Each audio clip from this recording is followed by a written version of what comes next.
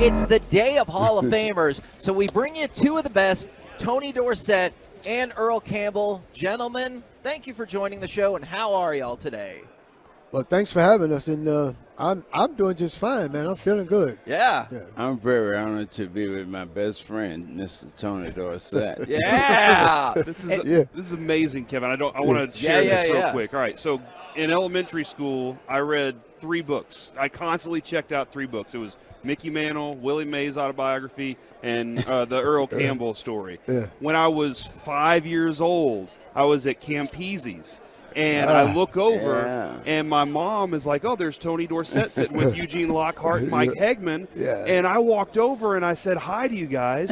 And all of a sudden, my parents, I don't remember this. My parents tell me I sat down at your table, Tony, and had dinner with you. Y'all were eating ribs and all sorts of stuff, and I was just sitting there, and they were having a blast with me. So I don't really remember this. My parents remember it clearly. Yeah. And so that's one of those things that lives with me. You guys y'all were my childhood. So I'm really super ecstatic to be talking to y'all today. That's very honest you remember something like that. And I'm happy that they conducted themselves very well. Yeah.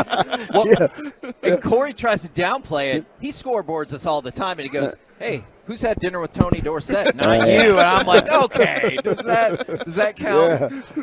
I saw something amazing. So we're here talking about H2H Media and the Perfect 10 presented by Prudential.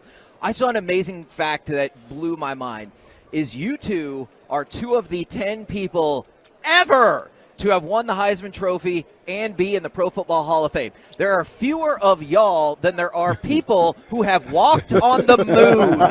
That is bananas. Yeah, I agree with you. I was quite surprised. I was taken back by that. When that was told to me, I was like, whoa, man, that's pretty neat. That's pretty cool, man. It's good to be one of those 10 guys. I imagine. So many things happen to you in life as you go along, and something like this when, like Tim Brown got in touch with me about this. I said, you sure I'm one of those actors? But then when the list started reading about the other 9 guys, it was really amazing. And I think as far as I'm concerned, when we went to Dallas for a couple of days and sit down and start talking about all this, and the thing I think I will remember for the rest of my life, and I talk to him occasionally, but Roger Staubach is a guy that seems like he should have been a comedian when he got up on board. This guy's unbelievable, man. I mean, he just, for instance, I just tell a little bit of it. He was saying, when I was quarterback at Navy, it wasn't no big deal. President Kennedy came to that game. I threw 4 touchdowns. He remembered. It was a big deal. That is amazing. I always think about if you met an astronaut now and they're like, hey, I walked on the moon. And you go, hey, my job was more difficult. I won the Heisman and am in the Hall of Fame. Yeah, it's really good. I think, and, Prudential, who got involved in one of the main sponsors as well as the Hall of Fame, I think those guys got with Tim Brown and the people that was involved, and they did a tremendous job. And it was, as far as I'm concerned, a big honor being a part of that. And I think it's something that people is really going to enjoy seeing on Saturday night. And the H2H is Heisman to the Hall of Fame, which is why we highlight, the 10 people that are part of that class. They'll have the 90-minute documentary. Corey, I can tell you're pumped to see it. That Tony's wearing then right there is the H2H? H2H, that's it. Oh, you can't have it, though. All right. I'm sorry, Corey. I got the T-shirt on. Tony has okay, there it is. You can't have his shirt either. I just want to make that clear. Well, you'll see. We'll see. You guys, y'all played obviously a different era, and the position was even different. Well, we were same era. Well, earlier that. Yeah. Yes, absolutely. How when y'all watch today's running backs, do y'all look at guys and go, man, that guy could have made it in our time when it was a little bit of a different sport, or is it the same sport in y'all's mind? Well, to me, it's the same sport. It's the same thing. I mean, you got to be for a running back particularly. You got to be able to show up week in and week out, and be able to perform, and perform at a high level. It was when I came into the league, I was man, I was like in awe, man. You got a much bigger game. It's more and more players are coming in. They know the game. They're all good, and so you got to be at your best week in and week out. And it was just one of those things that it kept me motivated. Yeah. As far as I'm concerned, I'm kind of like my partner. Behind that, I looked at it like this once I got to the Oilers, and I found out that I really belong there, and I just had to make them just get in the game. And when I got in there, I started telling to myself that first couple of weeks, the line starts behind me. Mm-hmm. Okay. I mean, I'm going to be the one that run this football on the Oilers. I'm the guy. This is what I worked all my life for. This is what I want to be. Mm-hmm. This is what I didn't go to park with my best friend. I wanted to do my own thing in those rose fields and hauling hay and towel and all that. The line starts behind me. How different is that strength when you're hauling hay as opposed to just like lifting? Because we talk about that with Bob Lilly all the time. He's like lifting up tractors and crazy stuff. I never, when I got to Texas, in high school, I remember lifting 225 pounds one time, and the only reason I did it because you would get a T-shirt. And when I got down to Texas, Darryl Roy didn't make this big fuss out of running back. He would tell offensive and defensive linemen to go lift weights, and just real. That wasn't my deal. And when I got down to the Oilers, the guy that showed me how to work for pro football and get my body ready was a guy named Charlie Joyner.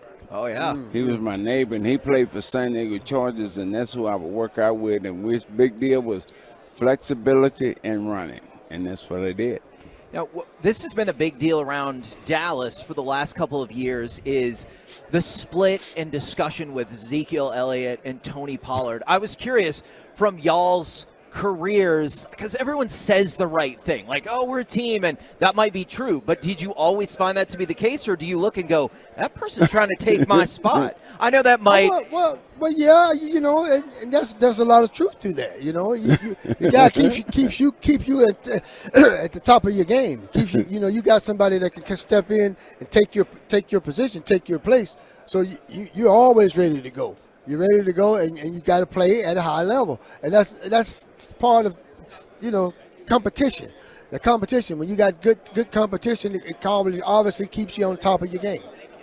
I would tell you this, like the companies I'm doing some business with out in Las Vegas, like Timeless Authentics and Fairway Marketing Mortgage Company.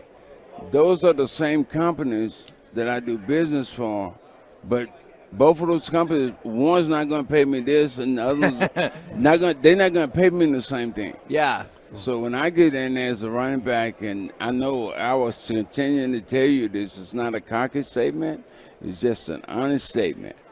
Pat Moore, that runs Fairway Marketing, know I work for Athletics, but he knows that he's going to pay me, and Timeless Authentics is going to pay me. I'm the man. That's how I looked at it as being an athlete. I don't think as an athlete, as a running back, ex-running back in pro football, I do not think that I would work good in the system like Dallas got. Like when Zeke come in, this guy Pollard goes in. Nothing against him. Yeah. I was a guy that was like a racehorse. Once I got sweating and started lathering, everything started working better. And, I just wanted I wanted to be in on all of it. Mm-hmm. That's got to come, too, like loving being around the teammates and knowing y'all are doing something good. Yes. Your team's working towards something together. Zeke and Pollard probably pulls for each other, but if there's a competitive bone in their body, he's saying, gee, that should have been me. I should have been out there on that play. Especially when the money is involved. You were just talking about getting paid. The money's involved now for Pollard and for Zeke. So. That's right, yeah. And it's interesting because I'm looking at you guys and kind of remembering y'all's playing styles. My dad would always say, Tony's trying to say, catch me. And Earl's saying, where's the next guy I can lay out? I got to get in the end zone. Yeah. I looked at this. If that ball got past that 50-yard line, and I was involved in it, and I was not on that field, I wanted that sucker in my hand every time, because when that announcer say there's 6 points and there is number 34. I like that. I love that. I wanted that. I used to back in the day. When I'd get with Earl, I'd say, Earl, why don't you let one man tackle you sometimes? Hey, man, you taking them extra hits, man. I'm saying, man, God, just let one man. He said, Dorsett, I gotta get him. They be talking that shit, man. I gotta get him back. He got him back. But it really wasn't like I looked up nobody to do that to. It was just that I had to make my point that, you know, I was the running back. I wanted to be the thing, and that's why I have a Heisman Trophy and a Hall of Fame. There you go. And that's you know, when we were talking with Tony and Pollard in a training camp a couple of years ago, I was like, so when you get out there, are you looking for somebody? He's like, I'm trying not to get hit. And that's what he's like, I'm trying to. I didn't like to be hit. You know what's amazing is a running back out there, regardless of college, high school, anything. You need to remember, instead of having 2 legs, you really got 3. You know, if you know how to control Put that hand down. I mean, with that stiff arm, with that ball, you know, you got to do it. Do you guys have Super Bowl predictions? I'm sure people have been asking you that. You got predictions for the game on Sunday. Yeah, unfortunately, my best friend, you know, and that's why we are athletes and competitors, I guess. He look at it one way, I look at it another way. But I think if Patrick Mahomes should beat Cincinnati on 1.5 legs, it's something about this young man, and not only is he from Tyler, East Texas area, but when he's on the football field, you just at your TV, you know, you find yourself, I just can't wait. He's always you in the game, you know, so I think that Super Bowl is going to Kansas City. You're not picking the Eagles then, are you? What? Who? I just need to make sure. I just made sure you're not picking the Eagles. Oh, man, let me tell you, man.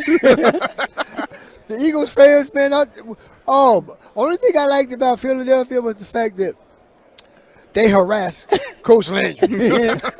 You know, they called him everything but the Son of God. And we be down on the sideline just trying to laugh at you know, because Coach Landry was a real serious man. And, you know, and he worked us hard. And obviously it all paid off for us. But, you know, man, I just like going into Philadelphia, man, it was, I said, like I said, what I say about it? City of brotherly love. Yeah. I think Cowboys fans share that sentiment. So yeah, we liked it because they would get on Coach Landry, man. They would say things that we couldn't say. Tony, when you watch Mahomes play, does he remind you a little bit of Roger in like some of his style of getting out of the pocket and being able to see downfield and the big play thing? Yeah. He's a very good player, first of all. But to say, to compare him to Roger or Roger to him, I don't really like doing a whole lot of that. Yeah. But they're both outstanding people. Yeah. I mean, when I see Patrick Mahomes and I see how his size, I mean, probably like me, I'm a running back. I'm a little old dude. But I'm saying, man, this is amazing what this guy is able to do. I mean, I appreciate his skill. Now, the movie is, and you can watch it. Can't wait. I know you I'm going to watch it right now. You should ask for a screener. You need to ask for a screener then. Right. All right. It's Heisman to the Hall of Fame, The Perfect 10, presented by Prudential. It's 7 o'clock Central on Saturday. So the night before the Super Bowl, Heisman to the Hall of Fame, The Perfect 10, presented by Prudential. And it's going to be on Fox. So it's easy to watch, easy to access. Corey, I know you're in. You know something, too? I think the public is going to have a chance to see a different side of my friend Tony and a different side of Tim Brown.